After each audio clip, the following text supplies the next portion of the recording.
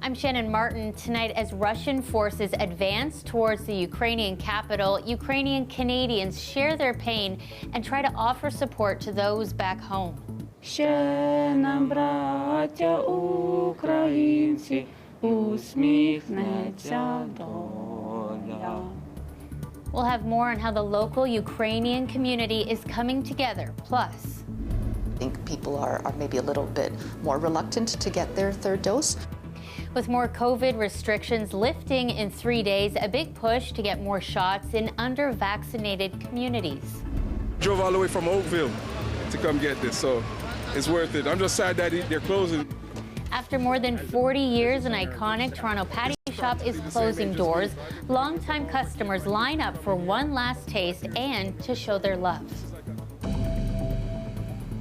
You're looking live at the Ukrainian capital. It is early Sunday morning in Kyiv. The city's mayor extending a curfew, the hope to help Ukrainian forces defend their territory.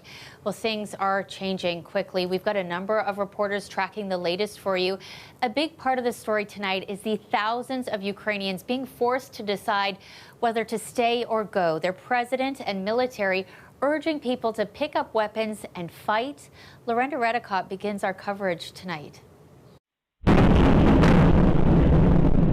A bomb rocked this apartment building in Kyiv.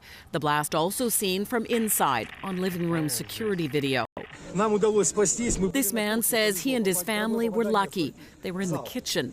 His wife and one child have broken legs. The damage and debris exploded into the street. Firefighters rushed to help the injured. Across the city, gunfire and explosions left behind smoldering remains.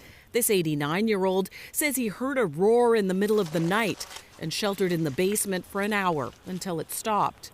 In the morning, he found bullets outside. Ukraine's president released a video saying he was taking on misinformation online that he had told the army to lay down their arms. Listen, I am here, he said. We will not put down the weapons. Later, he said, we will fight as long as it takes to liberate the country. The brother of Kyiv's mayor also released a video in English. I'm Vladimir Klitschko, and I'm addressing the entire world. He pleaded for help. In an hour, or by tomorrow is going to be too late. Please, get into action now. This is a war taking place in the age of social media, and Ukraine's military posted on Facebook, calling on citizens to help stop Russian forces and their fuel trucks by blocking roads however they can, including with trees. The mass exodus continues at Ukraine's borders. Mainly, it's women and children, although not everyone is able to get out. Yes, many people stay, kids and women. Some men are also fleeing, but most are required to stay. Just inside Hungary, a mother and son are reunited. She had been in Italy. At the border, her husband was denied permission to leave.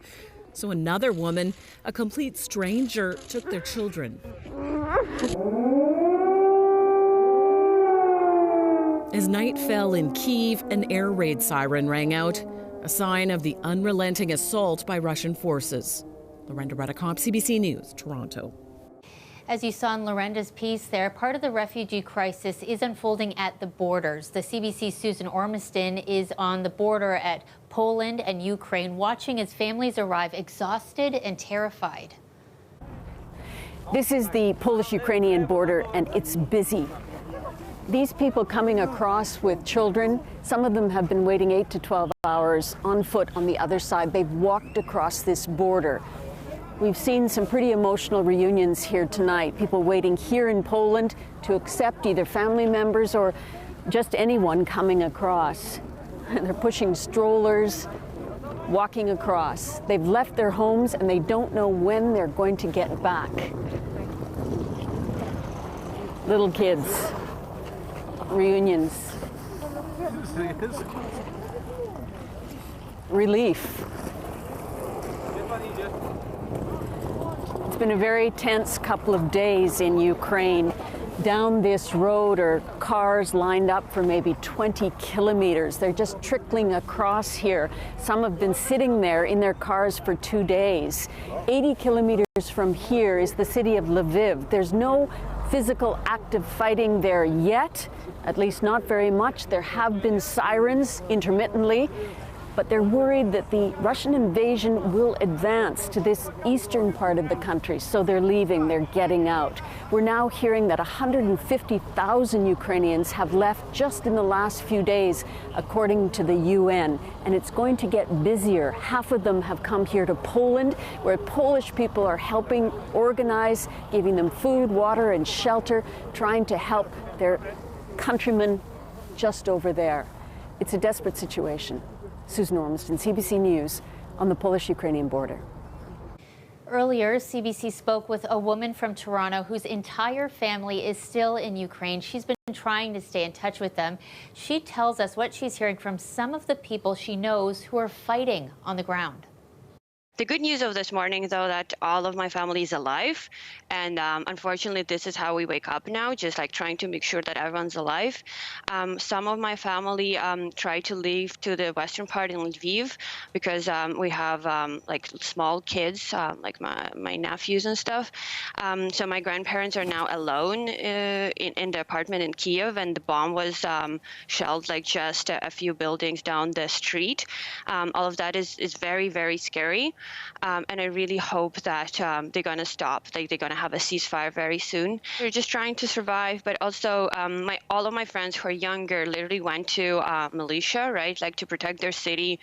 Whoever wasn't able to get like into actual militia and get weapons, they're making Molotov cocktails. Like it's amazing how my nation is fighting this. They're so united. I'm so proud of literally everyone. Like yesterday, police was teaching citizens how to make Molotov cocktails to throw them to Russian tanks. Like, can you imagine this level? Literally everyone. Like, I'm super proud of our president who decided to stay with us, for our mayor who's like literally fighting on the ground with weapons. Like literally everyone stayed, and I don't think they can combat this. We are 44 million nations, and except of some people who I totally understand, just like trying to save their life, they're fleeing, but the majority of my friends, like all of my family, stayed back home, fighting for their country, fighting for their hometown, cities. I love Kyiv. It breaks my heart so much to see bombs shelling in my historic city, but I know that we'll rebuild it.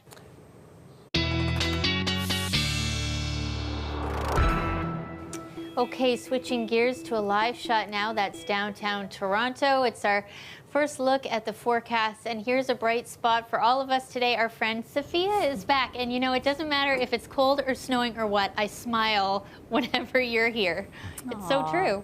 It is great to be back with you, Shannon. Hello, everybody. Yes, I guess you could say my schedule and ours has been as topsy-turvy as the freeze-thaw cycle. Hopefully we can brighten your day with the next favorite season that we all Canadians enjoy, and that's pothole season. In the end, though, the days below freezing have won out this month, but look at the changeable. We've had no consecutive days really above and below the freezing mark. A couple days warm, a couple days cold. Now, though, we are in a period of about 5 consecutive days of cold, the longest stretch of cold we have seen so far this month, helped along for the next 12 hours or so by a gusty westerly wind. Will feel like -12 into the overnight period. Temperatures tomorrow will be just a degree or two warmer than they were today, but it's a little bit of an interesting situation with some snow. Late morning, early afternoon, this frontal boundary will come and sink south, dropping a really quick couple centimeters of snowfall, picking up the winds and changing them to the northwest. It'll usher in a lot of cold in behind. We'll talk about a little bit more into the long range. A quick couple. Okay, we'll check in with Sophia a little later. Well, moving on in other news tonight, restrictions are set to ease in Ontario even more on Tuesday. The vaccine passport system will be gone and capacity limits lifted. As Dale Manukduk shows us, the push is still on to get under-vaccinated people the shot. A festive atmosphere at this Black Creek Community Health Center inside Yorkgate Mall.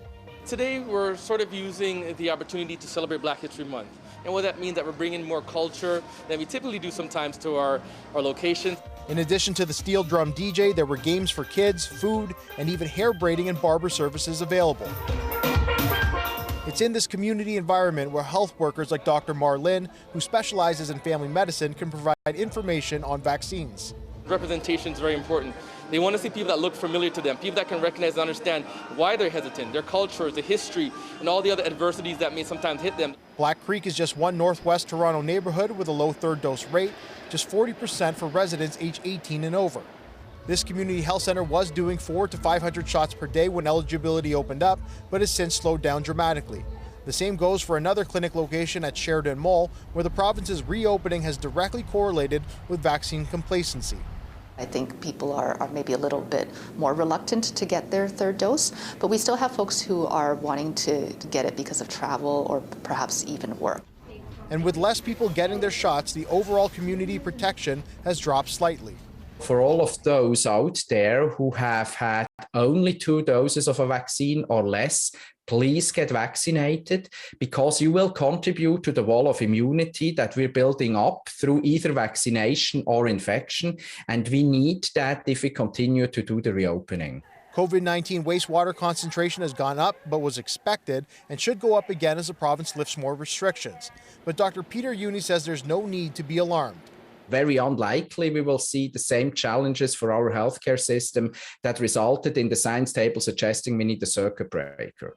In the absence of aggressive public health measures, community protection is vital. Dale Manuktuk, CBC News, Toronto. Welcome back. Returning to our top story, the past 72 hours have been extremely painful for Ukrainians here. Canada is home to the largest Ukrainian population outside of Ukraine and Russia. Delia Ashry shows us how the community is coming together, trying to stay strong.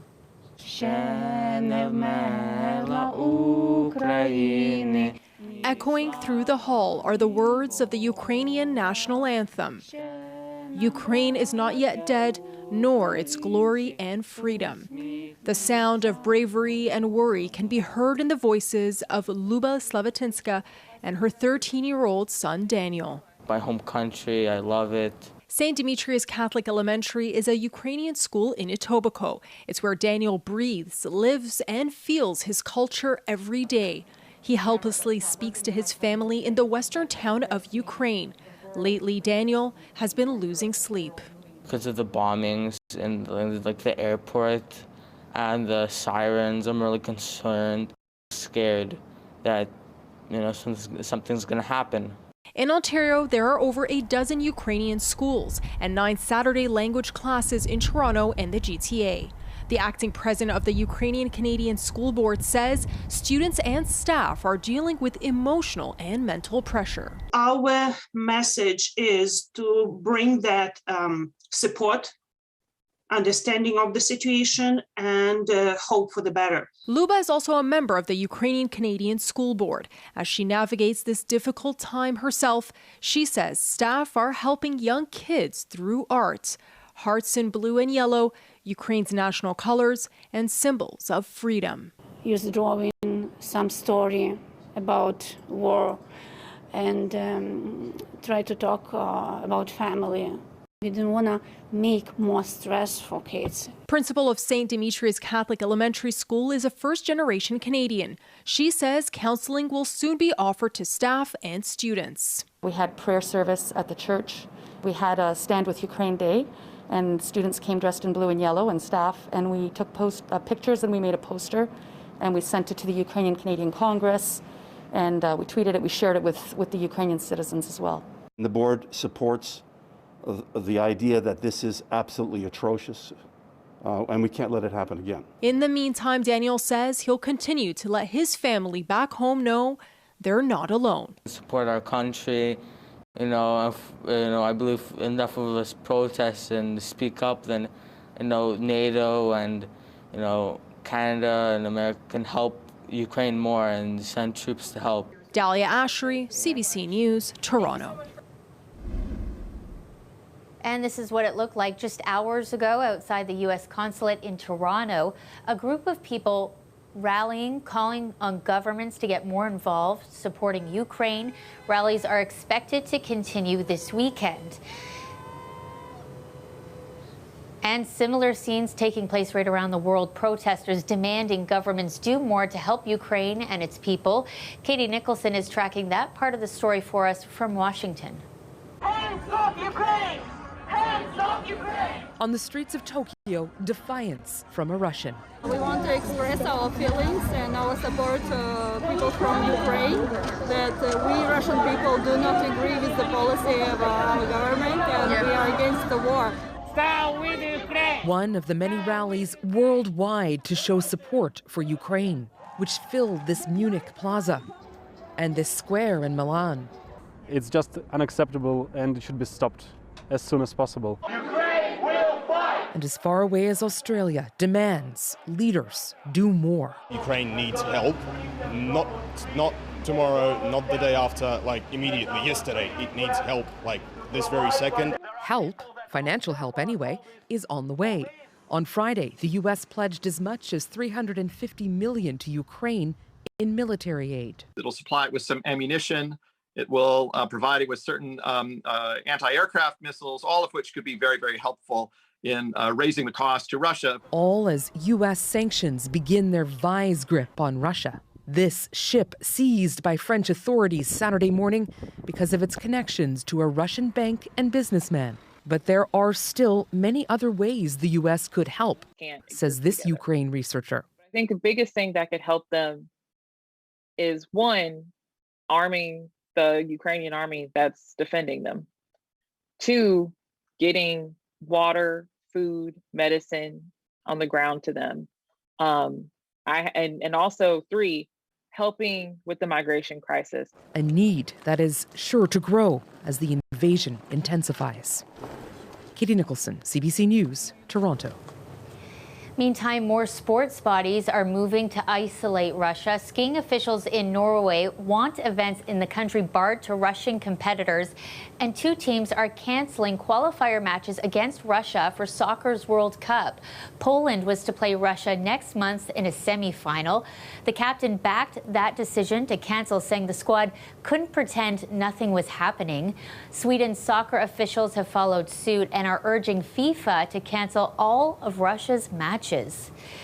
Well, a scary and bizarre accident in Toronto today. Take a look. A truck sent rolling into the Don River. The driver receiving only minor injuries after losing control of the vehicle.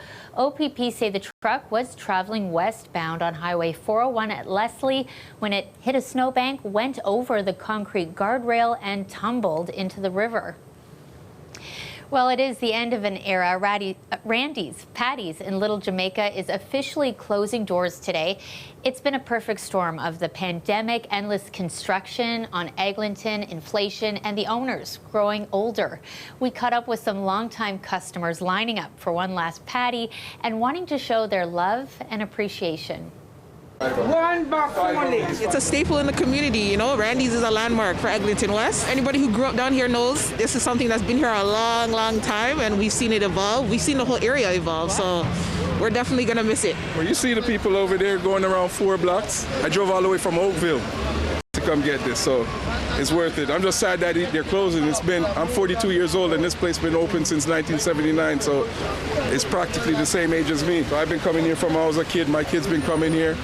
My parents been coming here. So, you know, this is like a Toronto landmark. Well, I've been coming here for some time, and when I guess we got the announcement that they were closing, it was only right that we come in and get our last pieces.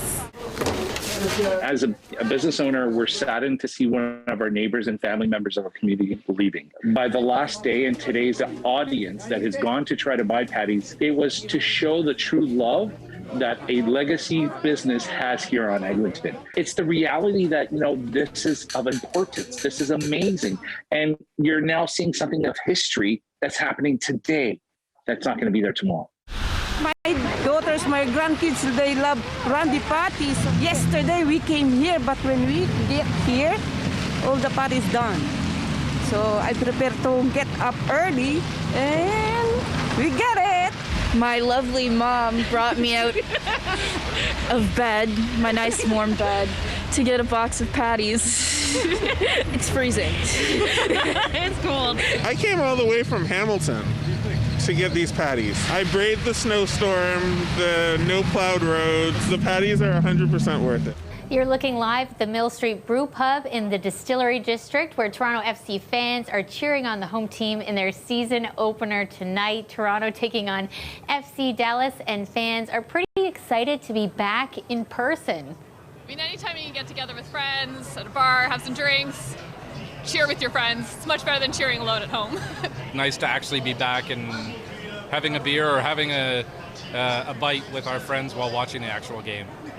Yeah, that sounds perfect. MLSCE says it plans to hold viewing parties in the Distillery District all season long.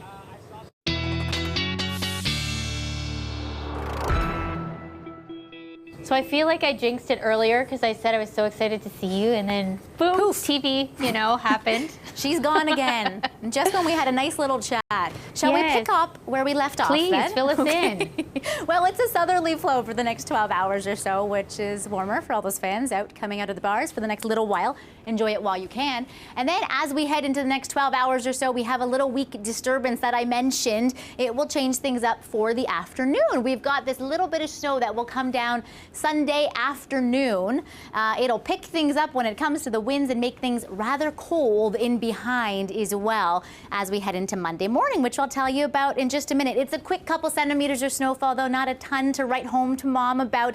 A little bit more, though, if you're visiting mom up in cottage country or near the Parry Sound area, where you could see upwards of 5 centimeters of snowfall. It can be added to the coffers of what you saw with the snow around the Golden Horseshoe, about 10 centimeters that caused some of the snow days to end off the work week. And for those of you in Eastern Ontario, that had a little bit more fluff factor with the snowstorm to end off this past work week. Now, as we head in past this next bout of snow on Sunday, it will be the temperature roller coaster once again that we mentioned earlier in the show.